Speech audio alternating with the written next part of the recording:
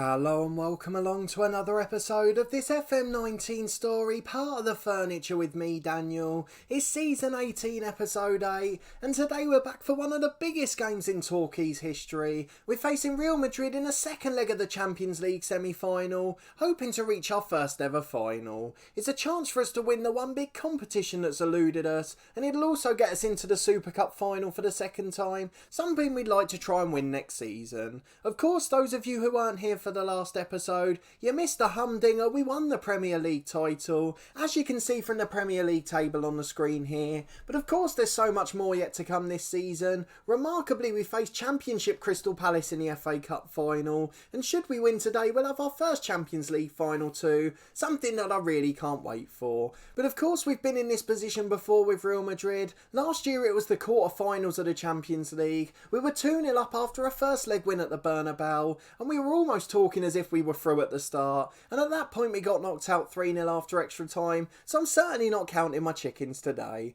Alex Andrade's out with a broken toe, the injury he picked up in that Arsenal match, and Mon Everson's out with a pulled hamstring as well, so a couple of players missing for us in this one. Madrid have got 2 out as well, and we've also got complaints about Nemanja Stojanovic now. The keeper came to us remarkably. He said he didn't like our team talks and man management, so he's unhappy and we've got a promise to improve. Hopefully the players will respond well to us. We've gone into the red financially. We've been hemorrhaging money this season. We've made profit every single year that we've gone along, but this season it's just not worked out at all. But despite that, we've been given a 105 million transfer budget for the summer, something I'm going to have to think carefully about. I don't want to bankrupt the club before we go.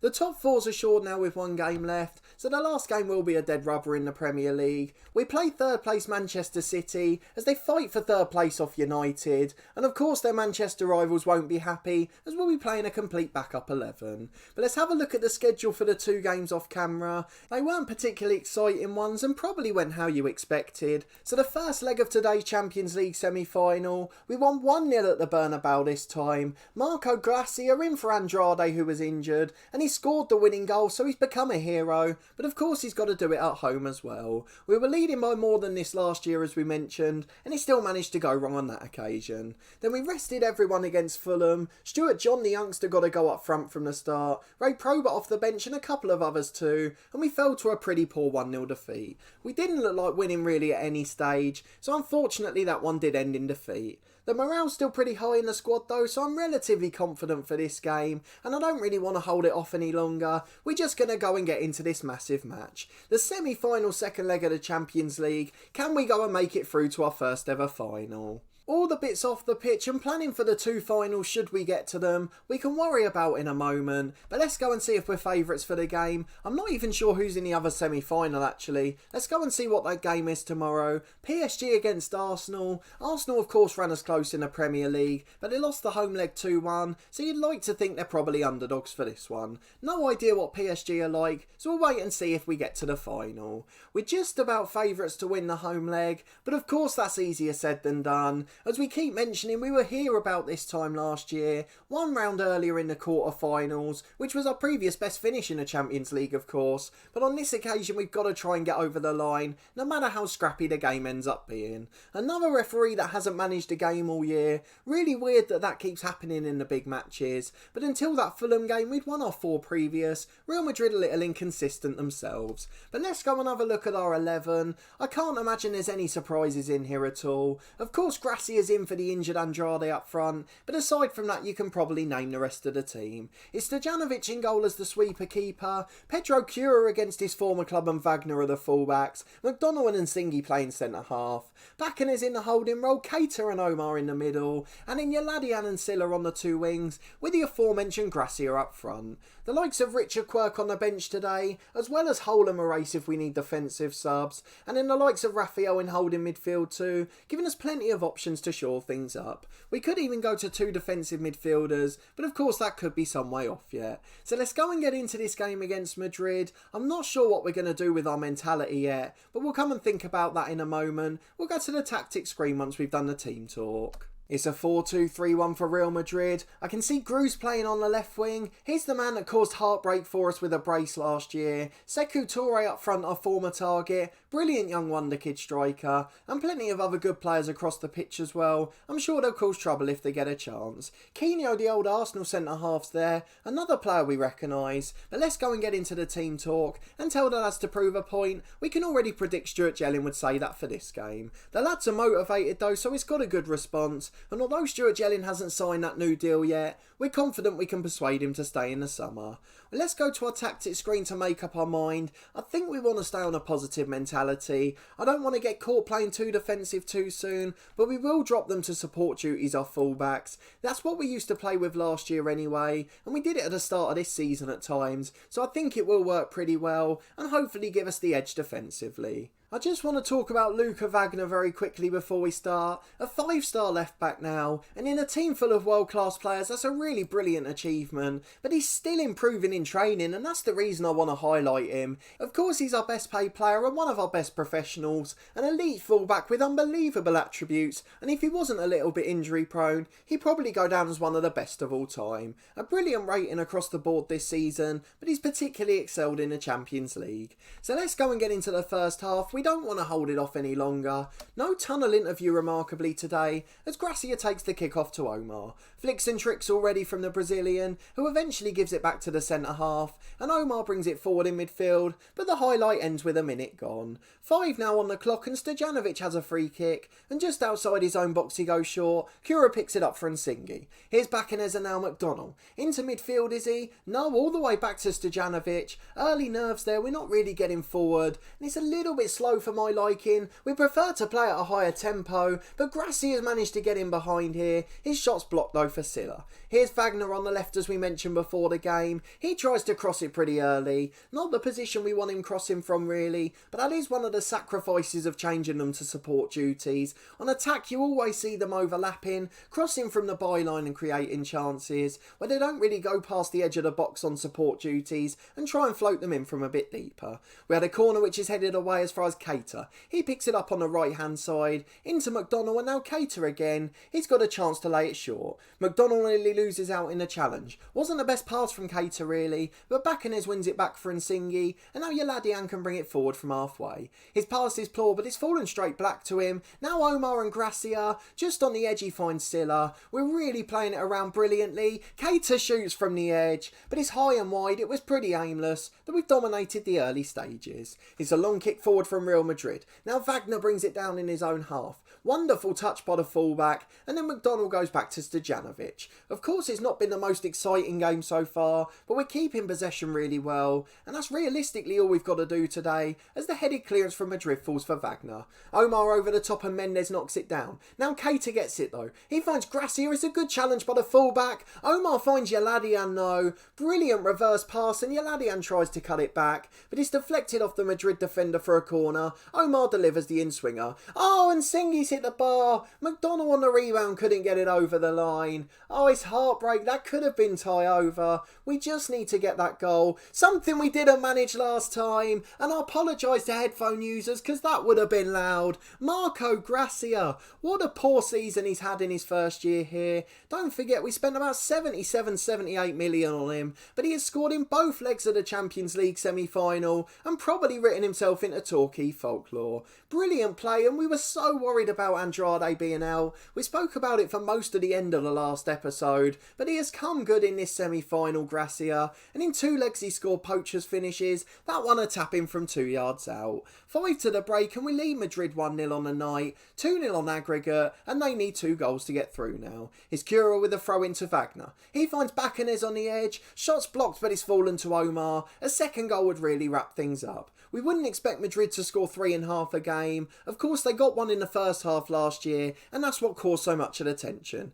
Bacanez to Silla and now Wagner. Good cross into the box, but Ruiz dives well and holds it at the first attempt. Brilliant keeping by the Madrid number 1. We've only had 1 shot on target in this game, and in fact it's been the only shot on target from either side, but Gracia scored a tap in from 2 yards, and that's all we need to do to get through. 2-0 on aggregate as the half-time whistle goes. What a fantastic performance so far. A bit like the City City and Arsenal games recently, we're so pleased that we're actually dominating the matches. We've won a lot of big games in recent years, and we've beaten some of the biggest sides in the world, but we've never really looked convincing. It's always been that sort of end-to-end and we've just come out on top. But this year we've started to dominate those matches and produce controlled performances when they're needed most. Of course I may come back to regret all of this, as there's still 40 more minutes to go, and Real Madrid only need to find 2 goals, and they'll be going through to the final. It's a throw on the left for Cura. We've got a warning to say that Wagner's got a bruised ankle. He ain't coming off for anything though. Silla shoots from the edge into the arms of Ruiz, and with a quarter of the game to go, we'll just see out this Real Madrid attack, and then we'll think about making changes.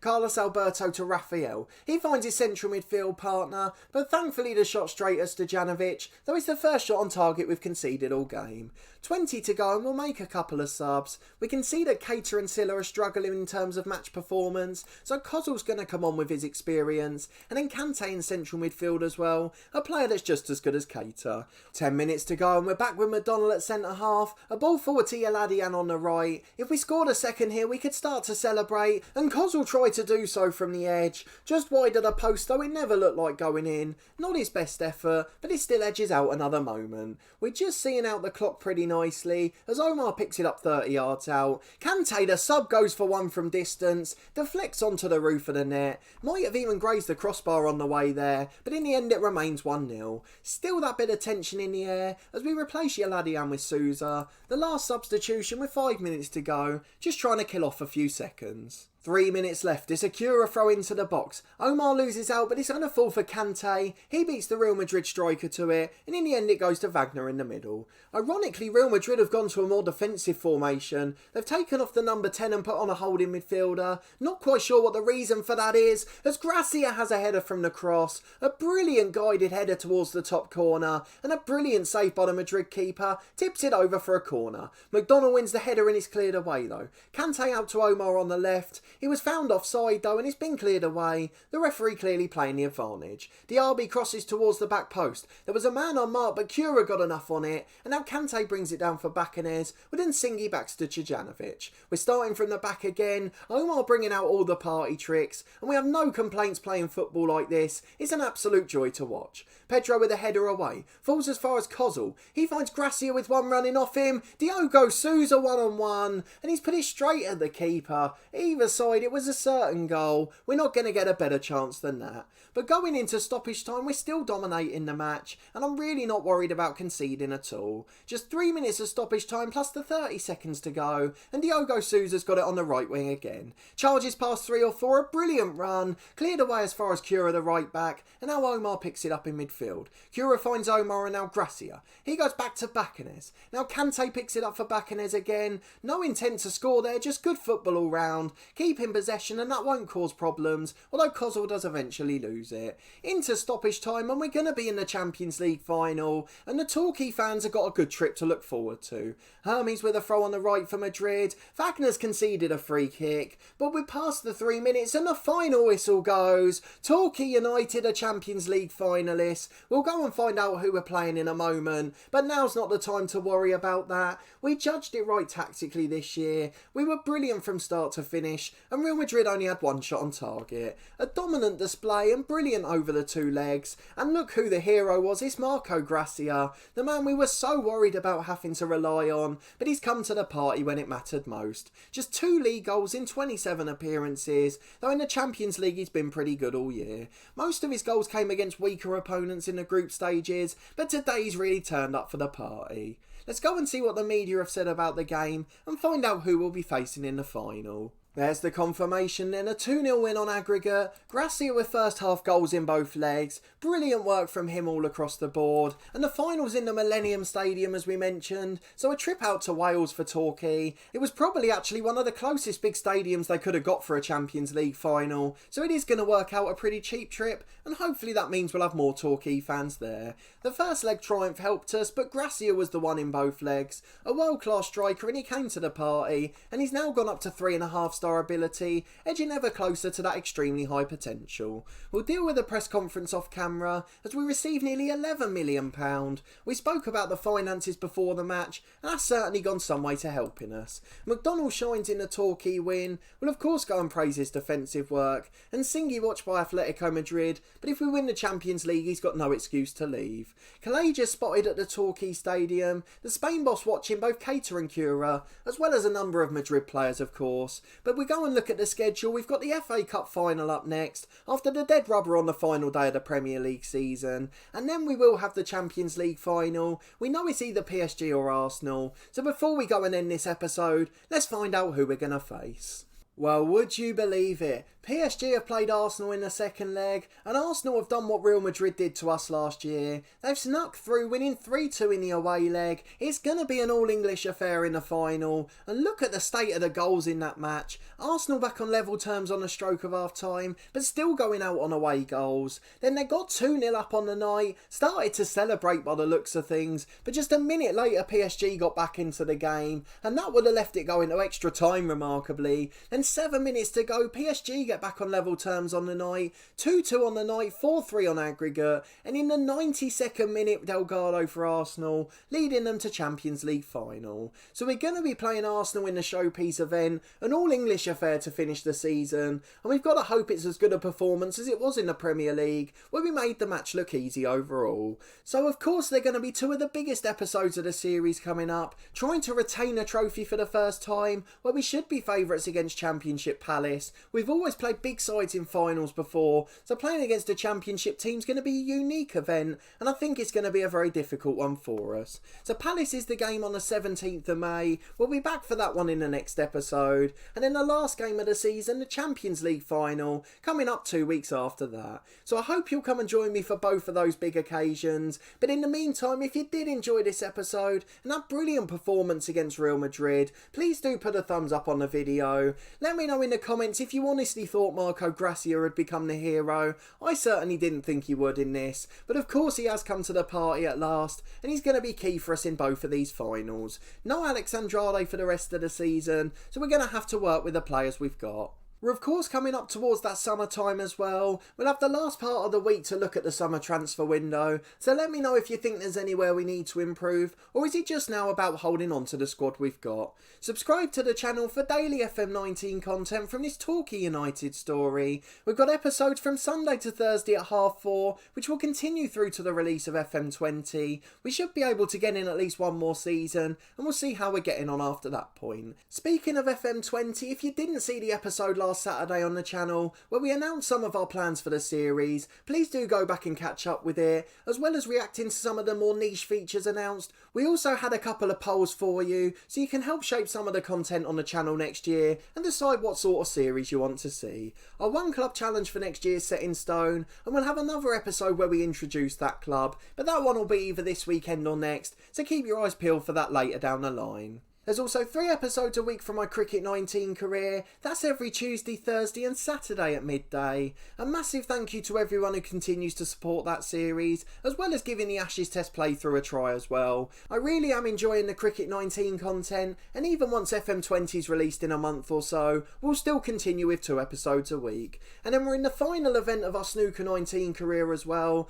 That's on Fridays at 4:30. We're trying to finish with the ultimate glory, winning the Snooker World Championship, and you can come and find out how we're getting along on Fridays as we try to go on a run to the final. But a massive thanks for watching this one and your continued support of the series, as well as the channel in general, and I hope to see you next time for the start of 2 massive episodes as we play in 2 big cup finals, trying to complete a famous treble.